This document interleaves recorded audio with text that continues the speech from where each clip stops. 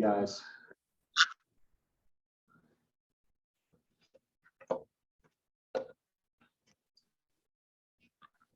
Hey, Kim, it's Scott Rabelais. Congratulations on the win. I'm sure, obviously, you've had a lot of wins, but to go on the road and win your conference opener and beat a ranked team, this one has to be pretty special, I imagine. Scott, sometimes your questions make me believe in your other life you really want to be a coach, because that's exactly what I said to those kids in the locker room after the game. It was emotional. I told them that that was as fun and as good a win as I've ever had as a coach. My first SEC win, but it's not about me. It's their first SEC win with a new coach, a change in philosophy, a change in staff. Shorthanded, didn't have Ryan here to relieve those guards any. Just have a couple that are trying to get back from COVID protocol. You're playing the number 13th, 12th ranked team in the country. I just was so proud of them. We pretty much handled the whole game until they went to their little 3-2 zone. They don't play much zone. So to me, the way I viewed that in every time out was that's respect. Obviously, they think they can't guard you in man, so they go to a zone, and it worked. It got them back in the game. We took good shots, just fatigued and couldn't make them. We had a couple of turnovers there. We, for the most part, kept them out of transition offense. But when they went to the zone, you see, that allows you to run. And we gave up the lead, and the crowd got into it, but we weathered it. I want to say this about Kayla Pointer. Big time players make big time plays. So let's go through that stretch where we're losing the lead and the crowd's into it. She turns it over. She misses 2 free throws. She gets her shot blocked. About 2 and 3 minutes to go in the game. Game's on the line. What does she do? She comes right back and basically wins the game for you when she hits a big time 3. So great players have to have a short memory. They can't be afraid to fail. And I compliment that young lady. This is the last time she and Autumn and Foss will come to Georgia and play on that court. And I reminded them of that. Job well done. Hey, Coach, you kind of started talking about it, but when they took the lead in the fourth quarter, obviously, like you said, your backcourt had been playing 34, 35 minutes to that point. What did you see, and how did you kind of create the offense that y'all needed late in the game to pull it? Well, we got fatigued, but one, I didn't call a timeout.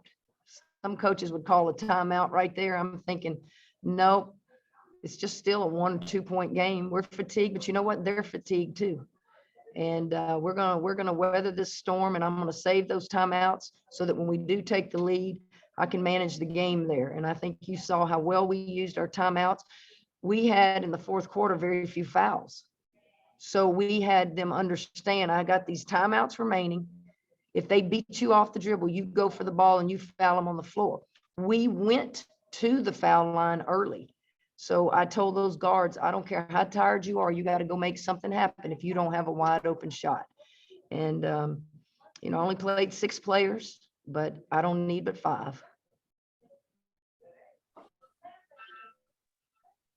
Hey, Coach, what do you want this win to say to the people that still doubt the team and still say there's no way that these players can be this much better, or this team can play so much better already?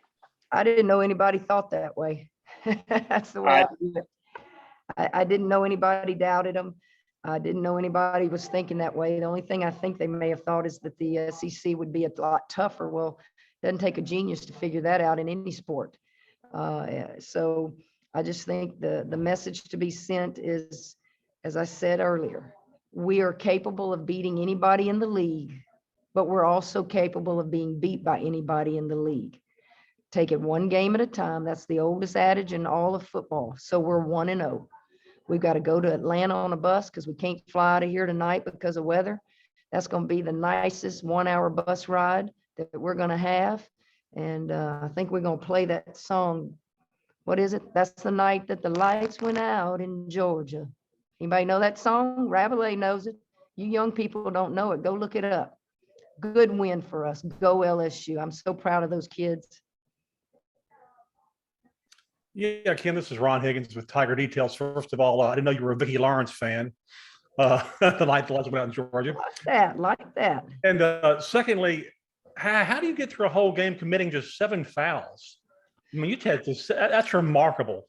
Well, one of the things that we told them, got to stop dribble penetration. Okay. Morrison was hitting mid-range jumpers at the foul line, hit a couple of threes. We kept her out of the paint. She's that good. So give her a step. And that's why she was able to hit those mid-range jumpers. But what it did, it kept us from allowing the dribble penetration to get our post in foul trouble. So we took away things that they do. And that's what I was trying to say about listening to a scouting report. They listen, who goes right all the time? Get on the right hand. Who's afraid to shoot the ball? Get off of them.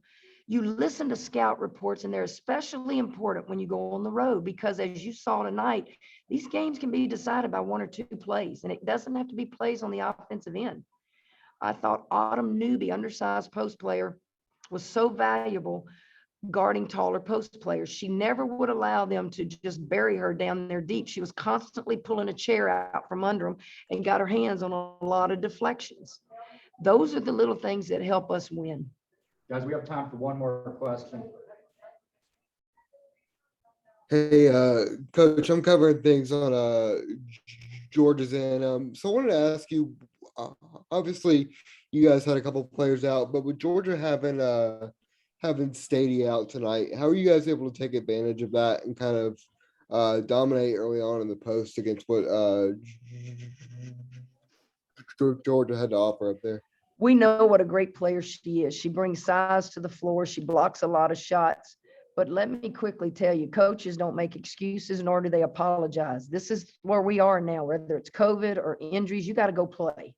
Her not being on the floor obviously is a big part of their identity, but it's not going to take away from that win we had tonight. It could be us the next ball game. You just have to get as many wins as you can to finish in the top half of this league. All right, thank you, guys. Thank y'all.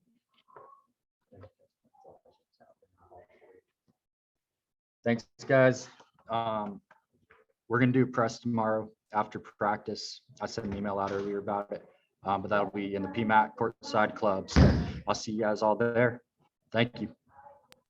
See you.